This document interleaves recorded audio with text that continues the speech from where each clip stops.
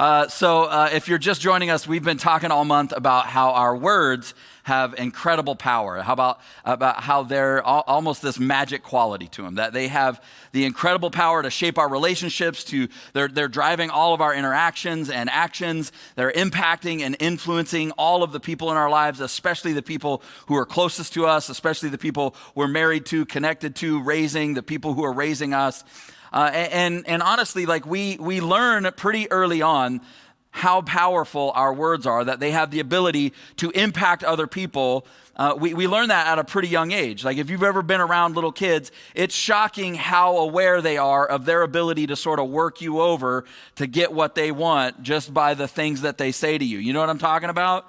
So we have 4 kids. Our youngest son, his name is Kelton, and he's 9. Well, when he was really little, he loved Taco Bell. Like he loved Taco Bell. I was talking about with him about this morning because I was like, hey, bud, I just a heads up, I'm going to be telling a story about you. I always tell my kids when I'm going to talk about them. And he's like, oh, yeah, which one? He's still at that phase where he's like excited that I'm going to tell a story about him. He's like, which one? And so I told him, he's like, I don't remember that one. I was like, but you love Taco Bell. He's like, what? I still love Taco Bell. It's awesome. But he loved Taco Bell, so he's always asking to go to Taco Bell. And so much so that we're like, dude, you need to stop asking about Taco Bell. So when he was 4 years old, we were hanging out at home, and he walked into the room. He was just saying, and he doesn't say it to us, but he says it loud enough for us to hear. And he goes, I've been sensing Taco Bell for about an hour now. Does anybody else feel that? And I was like, what? Get out of here, dude. We're not going to Taco Bell. But we've all experienced just how powerful that our communication is and can be, right? And it's true in all kinds of ways. And so the idea in this series has been pretty simple, that no matter what your relationships are like if you can refocus the dynamics of your family around 3 words, please, sorry, and thanks, that it will change everything. It'll change things. It'll make them stronger. It'll make those relationships closer and healthier and better for all of you. Because it seems like as a culture, we're just not as good at those kinds of things or those 3 words as we've been in the past. Like how many would say, like, I don't know if we were ever good at it, but if we were, we're not as good at please, sorry, and thanks as we used to. How many would agree with me about that, just as a culture? Anybody? Okay, a few of us, so cool. About half of us think that we're just not as considerate as we used to be. And so part of this series has been us going, look, if that's true, it starts with me. It starts with us. It starts with my family. And beyond that, one of the things we've said all month is it's not necessarily about the words themselves, right? But it's about the heart behind them. It's about the approach that they embody. It's about the spirit or the frequency with which those words are communicated. Because the essence of please is really humility, right? And the core of sorry that we talked about last week is this idea of accountability. Just imagine the impact on your closest relationships if everybody involved in your family was just more humble and accountable for the things that they say and do. I mean, just imagine what they would do in your family. So today I want to actually spend a few minutes talking to you about the idea of thanks. So have you ever had a moment or a day or maybe a week or a season, depending on, how life is going, where you were just sort of like fed up? Like you're fed up with life. You've just kind of had it. Everything, you're in a bad mood. Everything's annoying you. The drive-through messes up your order, or they're just not very nice. It's the cost of groceries. It's the one guy that you work with that gets on your very last nerve.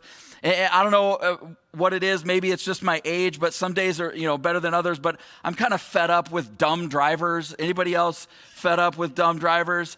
But then there's like traffic and there's road construction. And then there's that person that always calls you instead of texting. You're like, please, for the love of all things that are holy, don't call me. Just send me a text. I don't want to talk on the phone. I'll just return your text, right? Or that habit that you just can't break, or are you just fed up? Anybody else fed up with all the like political spam texts that you've been getting the last, 8 years, it feels like? They just keep coming. We know. Block, block, block. Stop texting me. And you're just like, is this one of those things where if I opt out, then they know this is a real number, and then I get more things, and you just like play that head game, Like you're just fed up. Anybody know what I'm talking about? And then we get fed up at home too, right? And it's not usually like something really, really big. It's just a million little things.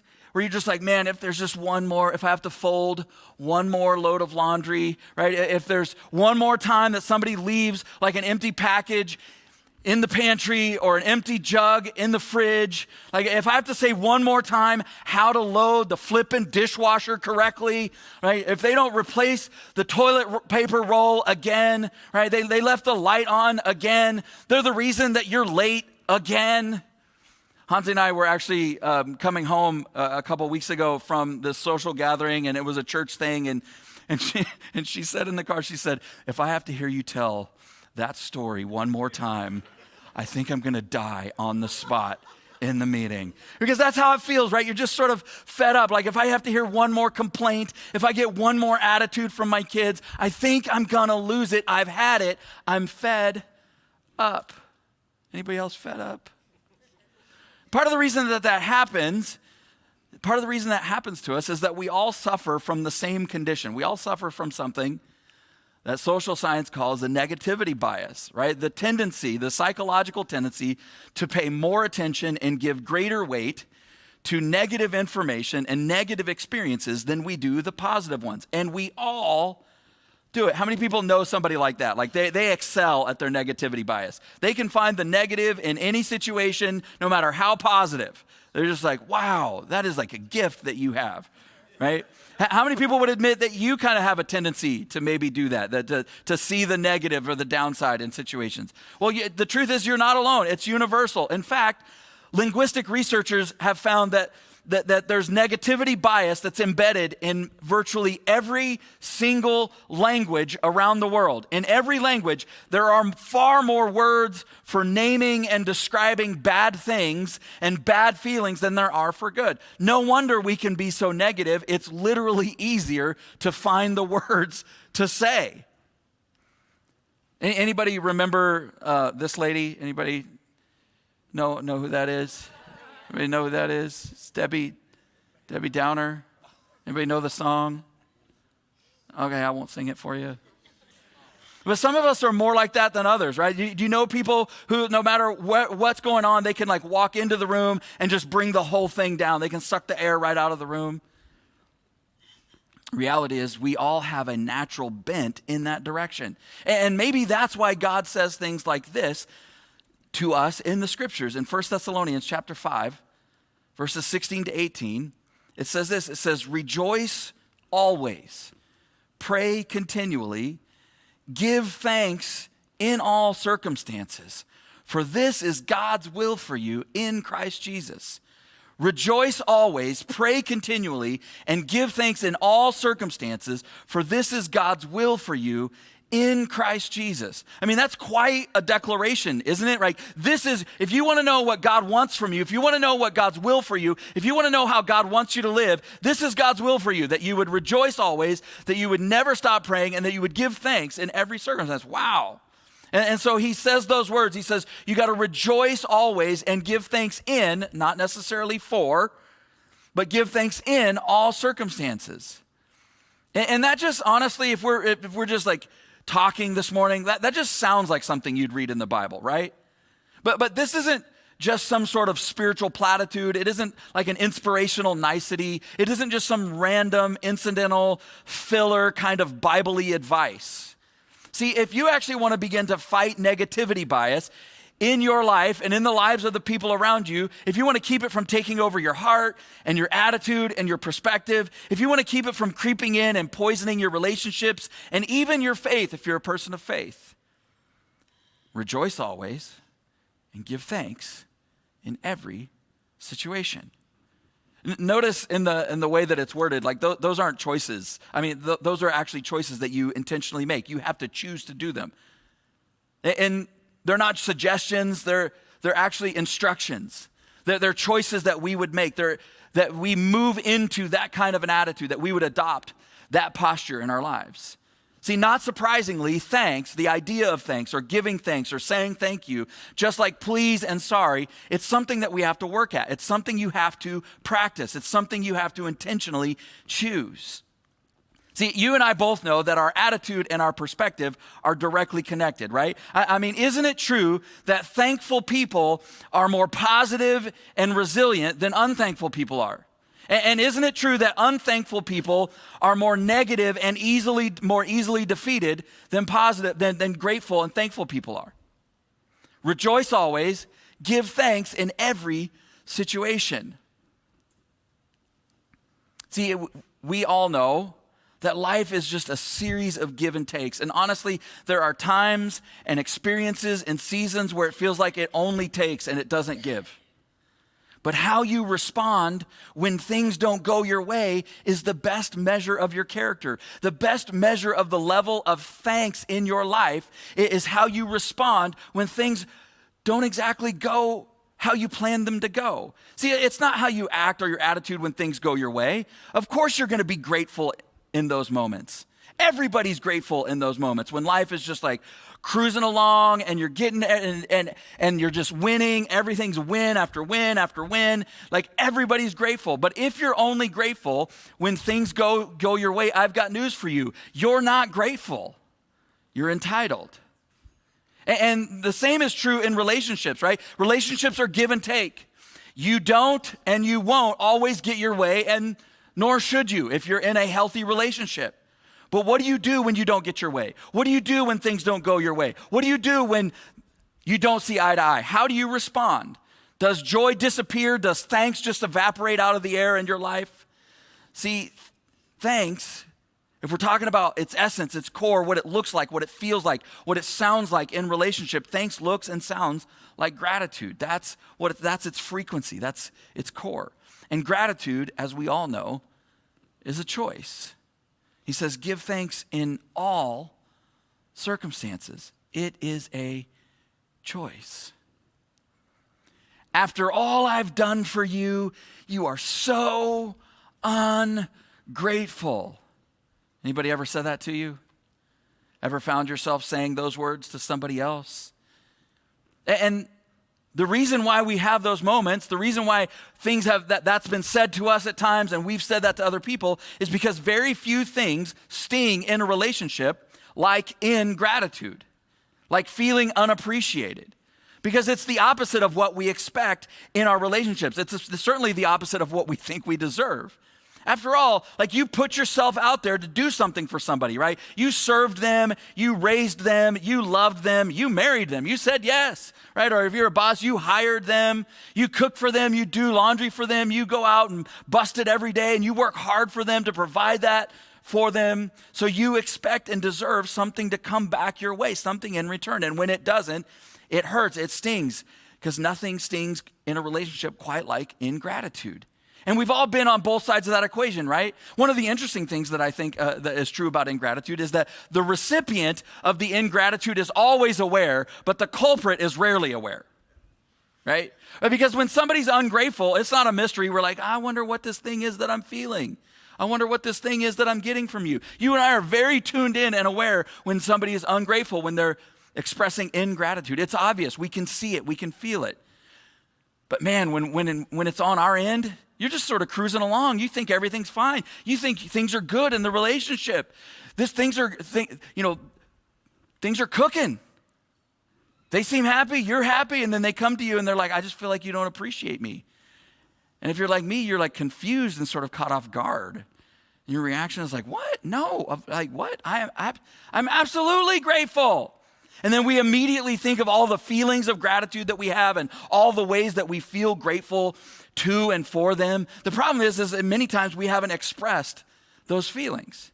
So there's a story in the life of Jesus that I think kind of captures this perfectly. It's found in Luke chapter 17. And here's how it begins in Luke 17, verse 11. It says, as Jesus continued on toward Jerusalem, he reached the border between Galilee and Samaria. And as he entered the village, 10 men with leprosy stood at a distance, crying out, Jesus, Master, have mercy on us. And he looked at them and said, go show yourselves to the priests. And as they went, they were cleansed of their leprosy. So Jesus is traveling from Galilee, which is way up north, way up here, down to Jerusalem, which is way down in the south, way down here. And right in the middle between those two is an area known as Samaria.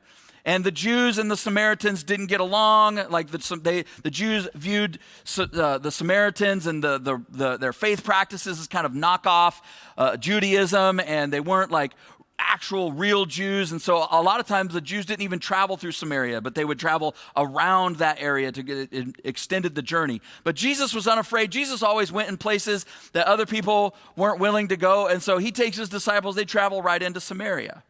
And as he's entering the village, 10 men with leprosy yell out to him. I didn't even think it was still around, but I actually went and looked it up this week, that there's about 250,000 people a year that still get leprosy and are cured of it every year around the world. So, obviously, because there's a cure, it's not really a big deal to us. It's very treatable. But back then, people were scared to death because there really was no cure. So if you contracted it, not only was it a long-term death sentence, you sort of just hovered between life and death. They obviously weren't dead, but they couldn't really live. Worse than that, they had to stand at a distance and watch everyone else live, because the law required, if you were found to have leprosy, if you were found to have that condition, the law required you had to live outside the village. You had to move away from everyone else. So you were removed from your family, from your home, from your friends, from your entire community, and you had to live outside the city walls. You had to live outside the village. And if you did happen to approach anybody or need to go near the village, or anybody was coming near you, you were required to either ring a bell or to yell out to warn people. And so there's these 10 guys, they have leprosy, and they are just finding community and human connection wherever they can find it. So they're kind of hanging out in this gang, right? And they see Jesus and they see his disciples. They've heard the rumors. And so they stand at a distance, which is what they're required to do. And they cry out, "Jesus, Master, have mercy on us." Now, if you've read any of Jesus' stories, usually in this kind of a situation, when that sort of situation happens, Jesus immediately goes over to that person or those people and lays his hands on them and heals them. But in this situation, Jesus does something kind of unusual. He just yells back at them.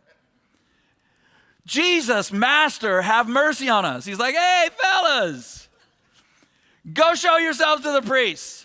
Just go show yourself." They're like, "Did he say he's going to throw us a feast? Go show yourselves to the priests." And then he just continues on his journey right into the village. I think it's kind of a funny moment. I want to watch this video back to see how it played out. He's like, "Hey, yeah, go show yourself to the priest. I'm going into the village."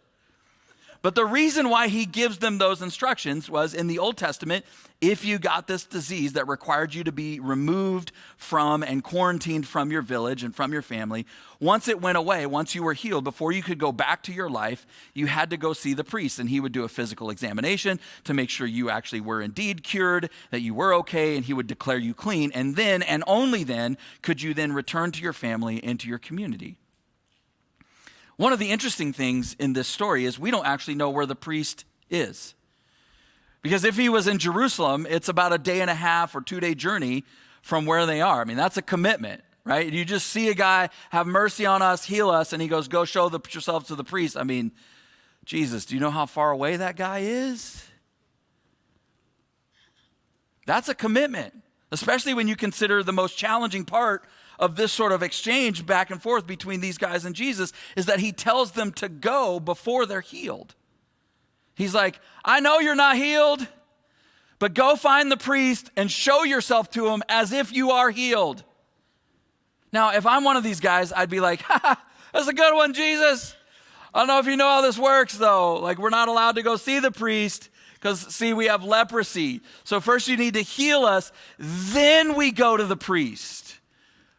This is all new to you, I know, but you got to heal us first." Do you ever try to tell God how to be God? You're just like, "Listen, I don't know if you've been paying attention or not, God, but Amazon has same-day delivery now, so I don't know if you could step up the timing of this miracle here."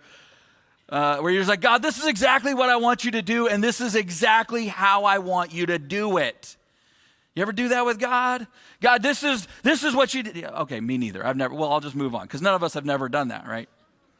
But in a moment of incredible faith, these guys just get on the road. Talk about faith, man. And then Luke tells us that as they went, they were healed. I mean, think about that. They trusted first. They obeyed first. They followed first. Then the miracle, then the unexplainable, then the God part, then the God moment came. And we don't know if it was 10 minutes, an hour, 12 hours into the journey. We don't know if they traveled, stayed the night somewhere, and got up the next day, and then they were healed.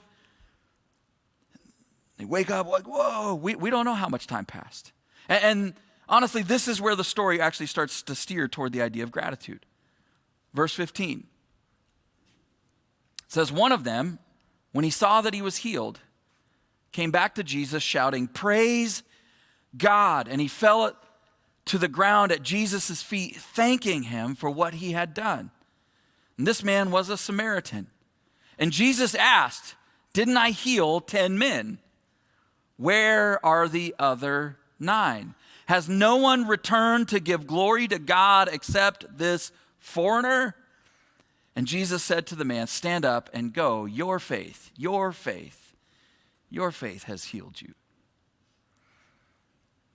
So these guys, we don't know how long it is that they've been on their way, but they're on their way. And at one point they're look down and they realize like, oh my gosh, guys, wait, I'm healed. We don't know if they were all healed at the same time. You imagine like you're on the road and one guy gets healed. You're like, dude, what? But they start looking around and they realize they're healed. And I just imagine in that moment when that happens and they realize that they all just take off sprinting to go see the priest. I mean, wouldn't you? Because the quicker you can get to the priest, the quicker you can get back to your life. The quicker you can get to the priest, the quicker you're going to be cleared and you can return to your family and the people you love. But one of them doesn't do that. Instead, they all take off running. He's getting ready to start and he goes, wait. And he's like, no, I'll catch up. And he turns around and he goes back to Jesus. And again, we don't know how far he was, so we don't know how long he had to travel back to get to Jesus. But he went back and he thanked the one who enabled him to move forward with his life. He had gotten his life back, but he recognized that it wasn't the priest who had given it to him, that it was somebody else. So even though he'd gotten his life back, even though he's healed, he went back and he thanked the one that allowed him to move forward. Now here's the thing about you and about me. Every single one of us, no matter how great, no matter how wise you are, no matter how talented you are, no matter how hard you've worked, how disciplined you've been, right? No matter how successful you are, no matter what you've accomplished, all of us have people who have helped us get here, who have helped us get to where we are. All of us have people who have facilitated our forward progress, our success, all that good that's in your life. Because every single blessing has a backstory. Every blessing has a backstory. Every blessing has people who are part of that story who helped make that happen. And here's the thing, all of those people aren't just in the rearview mirror. They're not just in our past, because we all have people around us right now who make it possible for us to be who we are and do what we do. And if you're like me, sometimes you need to be reminded that those people, they're not just simply side characters or extras in a story about you. No, they are and have a living, breathing story of their own that God is writing in their life as well.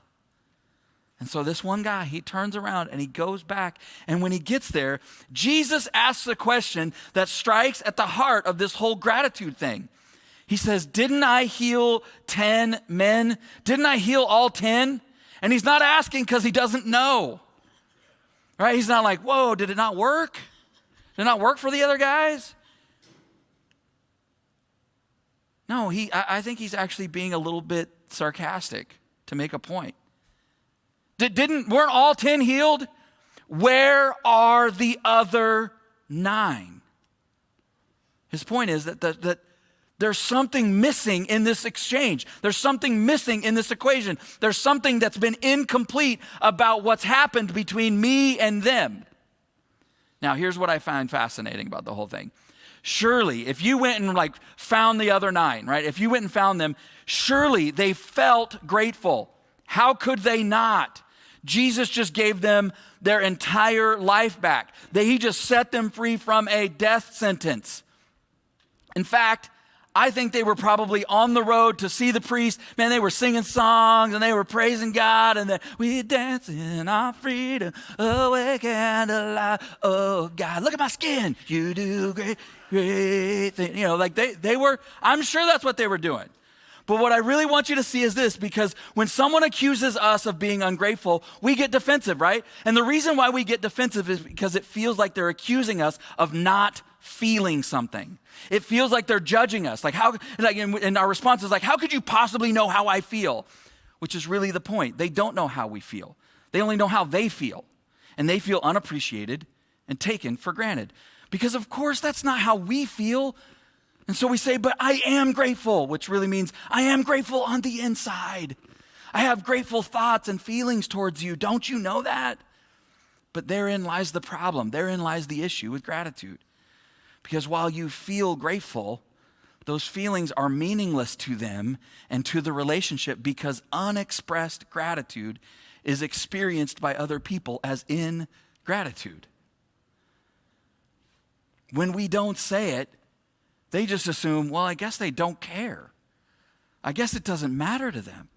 See, this is why thanks can be so transformative in our relationship, because it enables them, the other person, to know that what we know, right? That we know and appreciate who they are to us and what they've done for us, and it communicates how we're feeling, because they don't know how we're feeling. See, it's not enough to feel it. You gotta express it. You gotta say it. It's got to move from just these internal feelings to external expressions. So Proverbs chapter 3, verse 27 through 28 says this. It says, do not withhold good from those who deserve it when it's in your power to help them. If you can help your neighbor now, don't say, come back tomorrow and then I'll help you. The reason I read that is I want you to just place that verse in the context of this conversation about gratitude and thanks. Don't withhold it. Don't wait. Don't just be like, they know it. I'll say it tomorrow. They know it. Come back later. No, you hold within your power the ability to express to them something powerful and meaningful that will shape and encourage and strengthen your relationship. Don't withhold. Don't wait. Give it to them today. You have no idea just how powerful it will be. See, the truth is that thanks can make a bad relationship better and a good relationship great. So I love the ocean. My wife and I, she loves the beach. She loves the sand. She never gets in the water. I could do without the sand. I just want to be in the water. I love the ocean.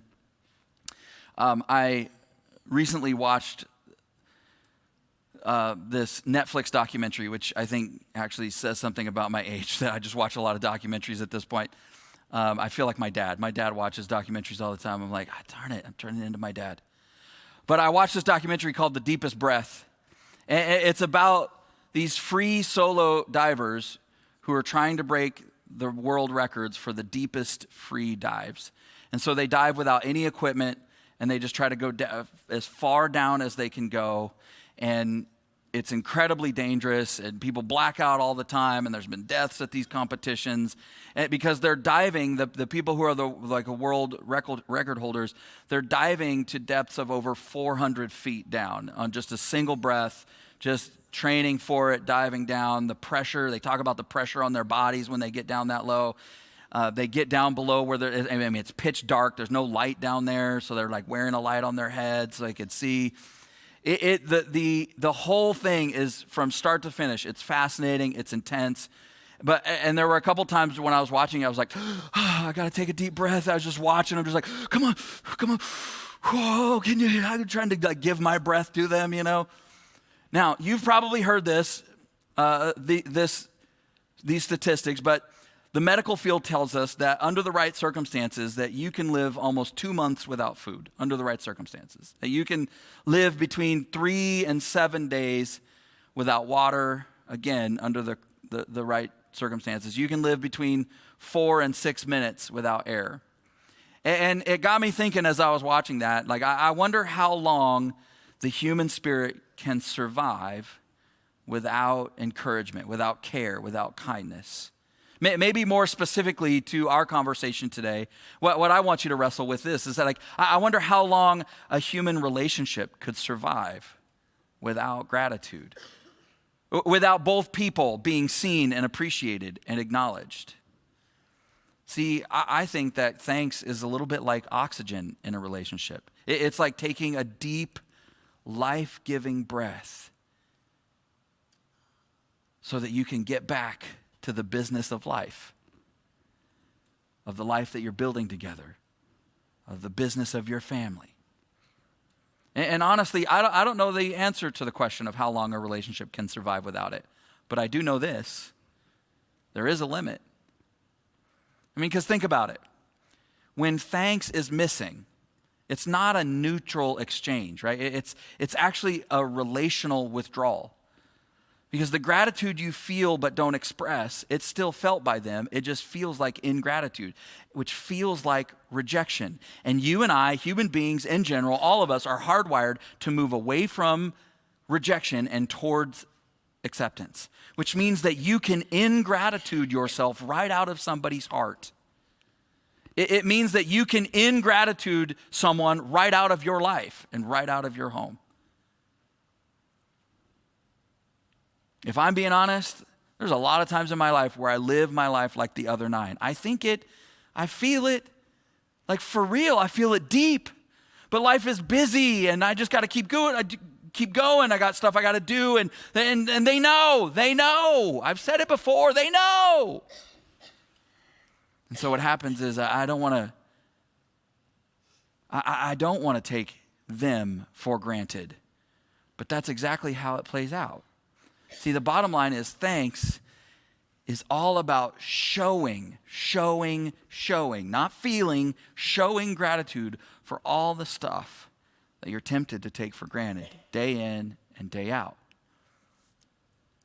I read recently that ingratitude is described as a moral blindness, which I thought was interesting because it blinds us to the gift of life. It blinds us to the beauty of creation. It blinds us to the thousands of ways, big and small, that God has been good to you, that he's been good to me. And I thought, well, I think ingratitude with other people is actually relational blindness. Right? It's blindness to the gift that they are to you, to the beauty of the love that you share, to all the good that they bring to your life, to all the ways that they've helped you get where you are and enable you to be who you are. See, here's the truth of this whole series. Please, sorry, thanks, or more specifically, the core of those things, humility, accountability, gratitude, they will determine the destiny of all of your relationships. They will determine the lifespan and the quality of your family and your relationships. And that's because they will determine how much of you that you're willing to continue to entrust to somebody and how much of them, of themselves, that they're willing to continue to entrust to you. I'm convinced that every single interaction with another human being has the capacity and the opportunity to be a spiritual exchange, for us to breathe life into them and into the relationship, or to suck the air right out of the moment, suck the air out of that relationship. Don't you want to be the one and not the nine? I do. When it comes to the people that you love and that you're closest to, don't let anybody out-grateful you in their lives. You know what will happen? They will move towards those people, even if they don't intend to.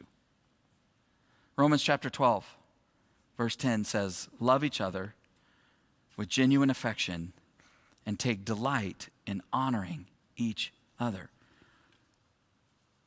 And what would happen if you just began to honor and thank and celebrate and acknowledge and appreciate who they are and what they've done and what they do for you? I love that he uses the word take delight. This is not a chore. It's not like this one where like, oh, God, if I got to say thanks one more time. I mean, just come on. So here are my questions for you. Who is it that you, even unintentionally, have taken for granted? Be honest. Don't get defensive and be like, I haven't taken anyone for granted ever. You are a liar. Don't make excuses. Own it. Who is it that you've taken for granted? Who are you currently taking for granted? Who do you owe a debt of gratitude? Who are you thinking about right now? You're just like, man, this person, they may not even know how instrumental they are in my life to put me in the position that I'm in, to be who I am and to do what I do. And finally, what are you grateful for in your heart, but you have not expressed with your lips? Isn't it time? Isn't it time? Isn't it past time that you told them? Because remember, unexpressed gratitude communicates ingratitude. And so what I want to challenge you with this week, and here's your assignment, and you're thinking about those questions and wrestling with what the answers are, is that you would write down, that you would take the time to write 3 notes this week expressing gratitude to somebody and send them, mail them, hand them off, whatever.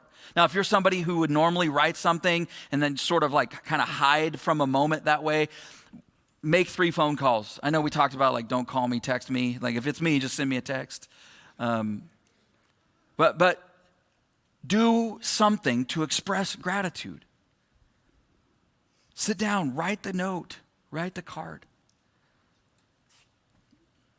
Finally, we started today with a couple of verses in 1 Thessalonians. The verses that said, rejoice always, pray continually, and give thanks in all circumstances. And we talked about the rejoice always part. And we talked about the give thanks in everything part. But I think it's that part in the middle that's the key. That pray continually, that pray always. Because I think that is the space that connects the two together and makes the whole thing work. Because when you think about it, all of life is either something that you're rejoicing in, that you're being joyful about, that you're super stoked for, that you're celebrating, or it's something that you're struggling through and you're having to choose to be thankful in the middle of. Life is constantly pulling us between those things. And right in the middle is this space of connecting to God, of a faith that where you are in a constant conversation with your Creator, and it allows you to step into these moments and celebrate fully and be present and say thank you and express gratitude. And it allows you to step into the hard moments and give thanks in those and celebrate and rejoice in those, to find something to be grateful for and express gratitude in those moments. And God is inviting you into relationship with Him, to be in a conversation with Him that's ongoing, so that your heart is connected to His, and His love is flowing into your life. And that love and that grace is allowing you to rejoice always and give thanks in every circumstance. That's the faith piece. That's the relationship with God piece. And He's inviting you to take that step today. Regardless of whether you've been a person of faith for a long time or you're just kind of investigating all this God stuff, that we would move our relationship and our faith, that we would take that step to go, God, I want to have more of an ongoing conversation with you. Because if there's an ongoing conversation with you, then it's going to enable me to step into everything life throws at me and be able to be grateful and love people and engage people and look my family in the eye and say, thank you. I appreciate you. I know you didn't have to do that. I know how hard you work. I see how much you're struggling. Thank you. Thank you. Thank you. Would you pray with me? South Hills Church, I just want to take a moment and say thank you for watching our service online. Whether you're watching it for the first time or you're watching it again because you enjoyed the service so much from the weekend, I'd like to take a moment and dive into our giving. Every week we give people the opportunity to give back and give to the local church so that God can continue to bless your lives and bless your finances. Here at South Hills, we believe that everything comes from God. We believe that He's the one that chose us and brought us into this world, gave us our gifts and talents and abilities. And I just want you to know that when we give, we are giving back what God has already given to us. If you've ever seen any of our envelopes at a South Hills campus, you'll see on there that it says, every week at South Hills, your generosity is giving people the opportunity to live a better story. And there's a scripture on there in Matthew chapter 6, verse 21 that says, where your treasure is, there your heart will be also. So I want to encourage you today to click down below and set up your giving, whether it's for the first time or whether you're doing reoccurring giving. We have 4 ways to give here at South Hills. 1, you can do it in person at any of our campuses through an envelope. Or 2, you can actually text any amount that you would like to 84321. And the 3rd way is to download our Church Center app. I encourage you to do this one because the Church Center app gives you opportunity to stay connected with our church and your campuses. It's a great tool and resource for you to know what's going on. And the 4th way to give is to give online. You can go to southhills.org/give and you can set up your giving there. Whether you're a guest of our church or whether you are a member of our church, or whether you simply just like to watch our services, I encourage you to trust God with your finances so that He can bless and anoint your finances, and you can be trusting God in this journey of living life to the fullest. I love you, and thank you for watching our online service today.